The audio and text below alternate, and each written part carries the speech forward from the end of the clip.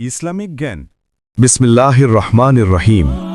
মানুষ এই দুনিয়াতে কেন এসেছে, কেন সৃষ্টি করা হয়েছে তাকে, জীবনের প্রকৃত উদ্দেশ্য কি?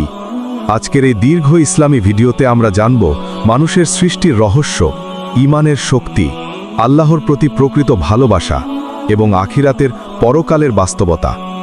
আল্লাহ তাআলা কোরআনে বলেন, আমি জিন ও মানবজাতিকে সৃষ্টি করেছি শুধু আমার ইবাদত করার জন্য। সূরা আজ-জারিয়াত 56। মানব জীবন কোনো আকস্মিক ঘটনা নয়, প্রতিটি মানবই একটি উদ্দেশ্য নিয়ে জন্মায়।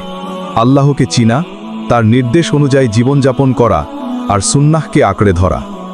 তুমি কি কখনো ভেবে দেখেছ, আকাশের বিশালতা, সমুদ্রের ধারাবাহিক ঢেউ, প্রতিটি মানুষের হৃদয়ের লক্ষ লক্ষ স্পন্দন? এসব কেবল প্রকৃতির ঘটনা নয়, এসবই আল্লাহর নিদর্শন। আল্লাহ বলেন, আমি আমার নিদর্শনসমূহ দেখাবো তোমাদের নিজেদের ভিতরেও এবং দিগন্তে। সূরা ফুসসিলাত 53। এই দুনিয়ার সুখের স্থল নয়, এটা পরীক্ষা দেওয়ার স্থান। কখনো তুমি ধন সম্পদ পাবে, দেখা হবে তুমি কি শকর করো।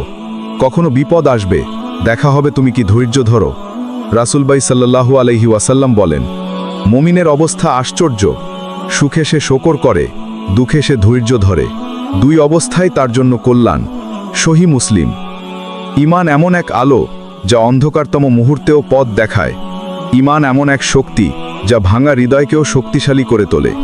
যে মানুষ আল্লাহর ওপর ভরসা করে, আল্লাহ তাকে এমন পথ দেখান যেদিকে সে কখনো কল্পনাও করেনি। নামাজ শুধু ইবাদত নয়, এটা আল্লাহর সাথে সরাসরি কথা বলার সুযোগ। রাসূল সাল্লাল্লাহু আলাইহি ওয়াসাল্লাম বলেন, নামাজ মুমিনের চোখের আলো। হাদিস। 5 ওয়াক্ত নামাজ মানুষকে বদলে দেয়, তার চরিত্রে আসে নম্রতা, ধৈর্য এবং তাকওয়া। তুমি যত গুনাহি করে ফেলো, যত ভুলই হোক, যদি তুমি আল্লাহর কাছে এক ফোঁটা চোখের পানি দিয়ে তওবা করো, তিনি তোমাকে ক্ষমা করে দেবেন। আল্লাহ বলেন, আমার রহমত সবকিছু দেষ্টন করে আছে। কোরআন। দুনিয়ার জীবন খুব ছোট, আখিরাত এর প্রকৃত জীবন। সফলতা মানে টাকা সম্পদ নয়, সফলতা হলো যে মানুষ কিয়ামতের দিনে আল্লাহর কাছে সফল হবে। এক মুঠো খাবার, এক গ্লাস পানি, একটি হাসি মুখ, এসব তোমার জান্নাতের দরজা খুলে দিতে পারে। রাসূল সাল্লাল্লাহু আলাইহি ওয়াসাল্লাম বলেন, দান সম্পদকে কমায় না। সহিহ মুসলিম। প্রিয় দর্শক, তোমার জীবন তোমাকে দেওয়া একটি আমানত।